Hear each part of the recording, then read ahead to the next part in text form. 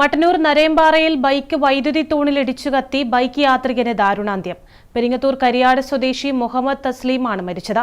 ഇന്ന് രാവിലെ 8:30 മട്ടന്നൂർ ഇരിട്ടി റോഡിൽ നരേമ്പാറ പെട്രോൾ പമ്പിന് മുന്നിലാണ് അപകടമുണ്ടായത്.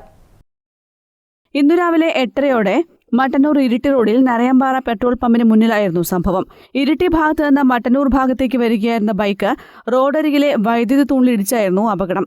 ഇടിയുടെ ആഘാതത്തിൽ വൈദ്യുത കമ്പികൾ കൂട്ടിയിടിച്ച് കത്തുകയും ബൈക്കിന് തീപിടിക്കുകയുമായിരുന്നു. ബൈക്ക് ഓവുചാലിൽ വീഴുകയും ചെയ്തു. ബൈക്ക് കത്തുന്നത് കണ്ട സമീപവാസികൾ വെള്ളമൊഴിച്ച് കെടുത്തുകയായിരുന്നു. ഗുരുതരമായി പൊള്ളലേറ്റ ബൈക്ക് യാത്രികനെ നാട്ടുകാർ കണ്ണൂരിലെ സ്വകാര്യ ആശുപത്രിയിലേക്ക് കൊണ്ടുപോയെങ്കിലും വഴിമധ്യേ മരണം സംഭവിക്കുകയായിരുന്നു. ഇടിയുടെ ആഘാതത്തിൽ വൈദ്യുതി തൂൺ തകർന്നു. ബൈക്കിലുണ്ടായിരുന്ന തുണികളും സാധനങ്ങളും അടക്കം കത്തിനശിച്ചു. ബൈക്ക് വൈദ്യുതി തൂണിലിടിച്ചപ്പോൾ ബൈക്കിന്റെ പെട്രോൾ ലീക്കായതായിരിക്കാം തീപിടുത്തത്തിന് കാരണമെന്നാണ് പ്രാഥമിക നിഗമനം.